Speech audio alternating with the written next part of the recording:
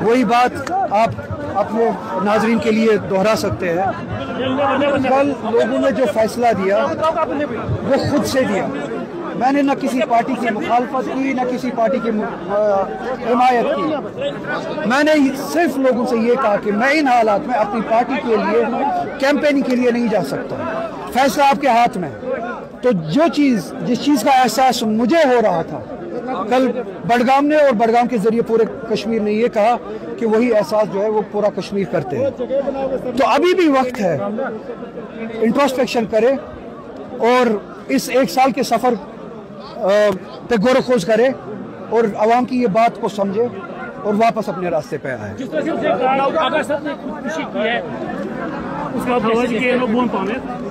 मैंने अपने तकरीर में इस बात का जवाब दिया, मैं एमएलए बनने के लिए परेशान नहीं हूँ। और बदकिस्मती है कि उनकी सोच इतनी छोटी है कि इन हालात में भी वो सिर्फ इतना सोच पाते हैं कि कब और कैसे एमएलए बन सकते हैं। मैंने पहले ही कहा कि मैं इस असेंबली में जाना ही नहीं चाहता हूँ। दूसरी बात, ये लड़ाई इस वक्त न सिर्फ न एमएलए बनने की है, न एमपी बनने की है, न इख्तिदार की है। लड़ाई उससे बड़ी है। खुदकुशी के बारे में अगर वो सोच सकते हैं, क्या उनके जहन में ये बात है कि रियासत जम्मू कश्मीर के अवाम के सियासी हुकूक का कत्ल किया गया, दीनी हुकूक का कत्ल किया जा रहा है, समाजी हुकूक का कत्ल किया जा रहा है। हमारी लड़ाई यहाँ के तहफ़्फ़ुज़ के लिए, यहाँ के प्रोटेक्शन के लिए होनी चाहिए थी। इसमें भी वो ये सोच रहे हैं कि एमएलए कैसे बन सकते हैं, एमएलए कैसे नहीं बन सकते। मुझे लगता है कि उनको अपने सोच में थोड़ा सा उस मेयार पे अपनी सोच को लाना चाहिए जो मेयार उन्होंने दिखाया था इलेक्शन में कि हम इस सतह पे सोचेंगे, इसलिए हमें वोट दे दीजिए। अगर साहब दिल्ली में जो ब्लास्ट हुआ और कल नौगाम में, तो आप उसको कैसे देखते हैं?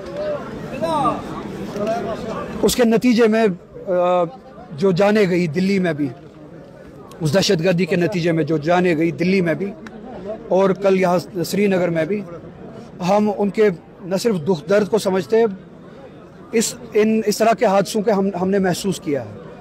तो इन हालात में हम उनके साथ हैं, हमारे रूह हमारे दिल उनके साथ है। और इसी के साथ साथ मैं ये कहना चाहूँगा कि कब वक्त आएगा, 11 साल हो चुके हैं इस बीजेपी की गवर्नमेंट के दौरान, हर साल कहीं ना कहीं कोई ना कोई टेररिस्ट वाक़या पेश आता है जहाँ पे लोगों की जान ज़ाया जाती है। बजाय इसके कि इस हुकूमत से सवाल पूछा जाए, ये हुकूमत मुसलमानों पे और कश्मीरी मुसलमानों पे इन हादसों को जंग की सूरत में बदलते हैं।